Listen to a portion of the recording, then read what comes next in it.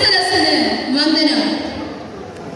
തിരുനാൾ family welfare അസോസിയേഷന്റെ 39ാമത്തെ വാർഷിക സുദിനത്തിൽ ഞാൻ എൻ്റെ ഒരു കൊച്ചു കഥാപ്രസംഗം ആണ് ഇവിടെ അവതരിപ്പിക്കുന്നത്.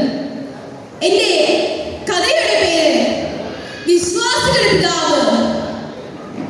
ദൈവത്തെ പോലെയാകാൻ ആദ്യ മാതാപിതാക്കൾ വിലക്കപ്പെട്ട കനി ഭക്ഷിച്ച് ദൈവത്തിൽ നിന്ന് മറന്നു. അവരുടെ സന്തതി പരമ്പര കൊന്നും തമ്മിൽ തല്ലിയും ഭൂമിയിൽ ദുഷ്ടത നിറച്ചു. തിന്മകൾ കൊണ്ട് നിറഞ്ഞ ഭൂമിയെ ദൈവം ജലപ്രളയം കൊണ്ട് നശിപ്പിക്കാൻ തീരുമാനിച്ചു.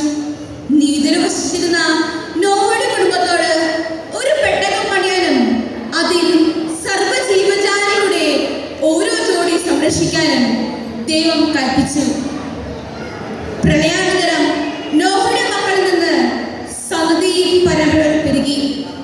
അവർ ദൈവത്തെ വെല്ലുവിളിച്ച് സ്വർഗത്തേക്കാൾ സുന്ദരമായ ഗോപുരങ്ങൾ പണിയാൻ പദ്ധതിയിട്ടു. എന്നാൽ ദൈവം അവരുടെ ഭാഷകൾ ഭിന്നിപ്പിച്ച് അവരെ ചിതറിച്ചു. എന്നിരുന്നാലും ഭൂമി മുഴുവൻ വിഗ്രഹാരാധകരുടെ ഗണം വർദ്ധിച്ചു. ഈ സമയത്ത് സൃഷ്ടവസ്തുക്കളെ പൂജിക്കാതെ സൃഷ്ടാവിനെ മാത്രം ആരാധിക്കുന്ന ഒരുവനുണ്ടായിരുന്നു. വിഗ്രഹാരാധകനും ശില്പിയുമായ തേരഹിന്റെ മകൻ. ആരാണയാൾ? അക്കഥ കേൾക്കേണ്ടേ സോദരരേ, അക്കഥ പറയട്ടെ കൂട്ടുകാരെ. അബ്രഹാം, വിശ്വാസികളുടെ പിതാവ്. വിശുദ്ധ ബൈബിളിലെ ഉൽപ്പത്തി പുസ്തകത്തിലെ ഗോത്രപിതാവായ അബ്രഹാമിന്റെ കഥയാണിത്. മെസൊപ്പൊട്ടാമിയയുടെ തലസ്ഥാന നഗരമായ ഊർ എന്ന പ്രദേശത്താണ് അദ്ദേഹം ജനിച്ചതെങ്കിലും ഇപ്പോൾ താമസിക്കുന്നത് അങ്ങ് ഹാരാനിലാണ്. ഹാരാനിലെ ഒരു രാത്രി പുഴയിൽ നിന്നും തഴുകി വരുന്ന തണുത്ത കാറ്റേറ്റ് ഗാഠനിദ്രയിലാണ്ടുപോയ അബ്രാമിന് ഒരു അരുളപ്പാടുണ്ടായി. വിഗ്രഹാരാധക വൃന്ദം വസിക്കുന്ന തിന്മകൾ തിങ്ങും ദേശം വിട്ടകലുക. സർവജനത്തിനധിപനായി വാഴിക്കാം നിന്നെ ഞാൻ. യാത്രയാവുക, വാഗ്ദത്ത ഭൂമി നേടി യാത്രയാവുക. ദൈവത്തിന്റെ ആ അശരീരി കേട്ട് ഞെട്ടിയുണർന്ന അബ്രാം ഭയപരവശനായി ചുറ്റും നോക്കി. സാവധാനം മുട്ടിന്മേൽ നിന്ന് ദൈവത്തോട് ഇങ്ങനെ പറഞ്ഞു: സർവശക്തനായ പൊന്നു തമ്പുരാനെ, പാപമംഗലമായ ഈ ജനത്തിനുമേൽ അവിടുന്ന് ഇനിയും ശിക്ഷ അയക്കരുതേ. സൃഷ്ടാവിനെ തൊഴുതു വണങ്ങി വിധേയനായ അബ്രാം ദർശനമരുളിയ ദേശം തേടി സർവവും ത്യജിച്ചവൻ യാത്രയായി. ദൈവത്തിന്റെ കൽപ്പന ശിരസാ വായിച്ച് അബ്രാം ഭാര്യ സാറയെയും സഹോദരപുത്രൻ ലോത്തിനെയും കൂട്ടി യാത്ര തുടങ്ങി. കാടും മേടും കടന്ന് കായ്ക്കനികൾ ഭക്ഷിച്ച് കാട്ടരയിൽ നിന്ന് വെള്ളം കുടിച്ച് നടന്നിങ്ങനെ യാത്ര തുടങ്ങിയിട്ട് ഇന്നേക്ക് 10 വർഷം പിന്നിട്ടിരിക്കുകയാണ്. അവസാനമില്ലാത്ത ആ യാത്ര സാറയ്ക്കും ലോത്തിനും ശരിക്കും അടുത്തു തുടങ്ങി. പെരുമരുത്തുകൊണ്ട് സാറ അബ്രാമിനോട്: ചിലപ്പോ ദൈവം പറഞ്ഞെന്ന് പറയുന്നത് നിങ്ങളുടെ മനസ്സിന്റെ വിഭ്രാന്തിയായിരിക്കും. ഇത് കേട്ട് അസ്വസ്ഥനായി അബ്രാം: ഇല്ല, സത്യമാണ്.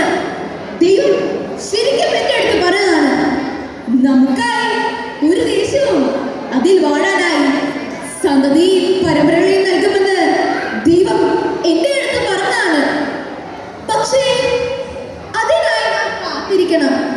നമ്മുടെ ഇഷ്ടപ്രകാരമല്ല ദൈവം പ്രവർത്തിക്കുന്നത്. ദൈവേഷ്ടം നിറവേറാനായി നമുക്ക് വിശ്വാസത്തോടെ പ്രാർത്ഥിച്ച് കാത്തിരിക്കാം. ഇത് കേട്ട് ലോത്ത്: ഇല്ല, ഞങ്ങൾ ഇനി കാത്തിരിക്കാനായി ഇതിൽ ഭേദം ആ കുലദൈവങ്ങളായിരുന്നു. അന്ന് രാത്രി അബ്രാമിന് ഉറങ്ങാൻ കഴിഞ്ഞില്ല. സാറയുടെയും ലോത്തിന്റെയും വാക്കുകൾ അബ്രാമിനെ വല്ലാതെ വേദനിപ്പിച്ചു. കഥനഭാരത്താൽ അബ്രാം ദൈവത്തെ വിളിച്ചു കരഞ്ഞു. ഒരു വാക്കുരിയാടാൻ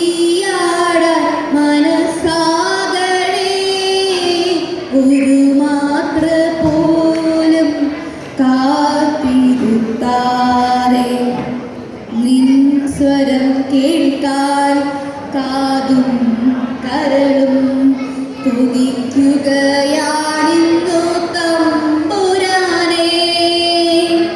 അബ്രാമിന്റെ മനസ്സിനെ പിടിച്ച് മനസ്സിലാക്കി ദൈവം അബ്രാമിനോട്, അബ്രാം, നീ ഭയപ്പെടേണ്ട, ഞാൻ നിനക്ക് പരിചയമായിരിക്കും. നീ കാത്തു നിൽക്കുന്ന ഈ ദേശം നിനക്കും നിന്റെ സന്തതി പരിപാടിക്കും ഞാൻ നൽകും. ഇനി മുതൽ നീ അബ്രാം എന്നല്ല അബ്രഹാം എന്ന് വിളിക്കപ്പെടും. ദൈവത്തിന്റെ ആ വാക്കുകൾ അബ്രഹാമിന് വല്ലാത്തൊരു ധൈര്യം നൽകി. കാര്യങ്ങൾ പറഞ്ഞു കഴിഞ്ഞു. വാഗ്ദാന വിശ്വസ്തനായ ദൈവം അബ്രഹാമിനും ഭാര്യ സാറയ്ക്കും ഒരു പുത്രൻ നൽകി. അവർ അവനെ ഇസ്ഹാക്ക് എന്ന് പേരിട്ടു. ദൈവം കനിഞ്ഞ് സമ്മാനിച്ച വാഗ്ദാനത്തെ സന്തതിയാം ഇസ്ഹാക്കിലൂടെ മുന്നേറും ദൈവത്തിൻ രക്ഷാചരിത്രം. മാസങ്ങളും വർഷങ്ങളും കടന്നു കഴിഞ്ഞു. അങ്ങനെ ഒരു രാത്രി അബ്രഹാമിന് ദൈവത്തിന്റെ ഒരു അരുളപ്പാടുണ്ടായി. അബ്രഹാം, നിന്റെ ഏകമകനെ എനിക്ക് മോറിയാമലയിൽ ദഹനബലി അർപ്പിക്കണം. ഇത് കേട്ട് അസ്വസ്ഥനായി അബ്രഹാം, ഇല്ല, ഇത് ദൈവത്തിന്റെ സ്വരമല്ല, ചിലപ്പോ എന്റെ വല്ല തോന്നലായിരിക്കും. എന്നാൽ ഞാൻ ആരാലോചിച്ച് കേട്ട അതേ ശബ്ദം തന്നെയാണല്ലോ. ഇല്ല, എങ്കിലും വഴിയില്ല. ഈ മകന് വേണ്ടിയാണ് ഞാനൊരു കാട്ടുകഴുതയെ പോലെ എഴുന്നത്. നക്ഷത്രങ്ങൾ പോലെ സന്തതി പരമ്പര നൽകുമെന്ന് പറഞ്ഞിട്ട് ദഹനബലി അർപ്പിക്കാൻ ചോദിക്കുന്നതെന്തേ? ഇല്ല, ഞാൻ തെറ്റ് ചെയ്തു. ദൈവത്തോട് മറുചോദ്യം ചോദിക്കാൻ പാടില്ലായിരുന്നു. സർവശക്തനാഥനാം സത്യദൈവമേ, പൊറുക്കണേ ഈ പാപിയാം മർത്യനോടു നീ. പിറ്റേ രാവിലെ അതീവ സന്തോഷത്തോടെ ഇസ്ഹാക്ക് സാറയുടെ അടുത്തേക്ക് വന്നുകൊണ്ട്, അമ്മേ അമ്മേ, ഇന്നിതിനും ദൈവം ബലിവസ്തുവിലേക്ക് ഇറങ്ങി വരുന്നത് എനിക്ക് കാണാമല്ലോ. അപ്പ ദഹനർപ്പിക്കാൻ പോകുമോ? എന്നെ കൂട്ടിക്കൊണ്ടു പോവാന്ന് പറഞ്ഞു. ദഹനബലികളുടെ സാധനങ്ങൾ കഴുതേഴ്ചകളിൽ വെച്ച് കിട്ടി. അവർ ഇരുവരും ഭൃത്യന്മാർക്കൊപ്പം മോറിയ മലയിലേക്ക് യാത്ര തുടങ്ങി. അസ്വസ്ഥമായ മനസ്സോടെ അബ്രഹാം ദൈവത്തെ വിളിച്ചു കരഞ്ഞു. നെഞ്ചോട് ചേർത്തോരൻ പൊന്നിളം പൈതലെ നെഞ്ചകം പിളരുവതെങ്ങനെ ഞാൻ കൊഞ്ചിച്ചും ലാളിച്ചും കൊതി തീർന്നില്ലെങ്കിലും ദൈവേഷ്ടം മാറ്റരുതടിയനായി നാദാ. ഭൃത്യന്മാരെ മലയുടെ വാർത്തൽ നിർത്തി വിറകെട്ടെടുത്ത് ഇസ്ഹാക്കിന്റെ ചുവരിൽ വെച്ച് അവർ ഇരുവരും മോറിയ മലയിലേക്ക് യാത്ര തുടങ്ങി. ബലിപീഠം ഒരുക്കുന്ന അപ്പനരികിലായി വെച്ചിരിക്കുന്ന കത്തിയും നിരകം തീയും ശ്രദ്ധിച്ച് നോക്കുന്ന ഇസ്ഹാക്ക് അപ്പനോടായി,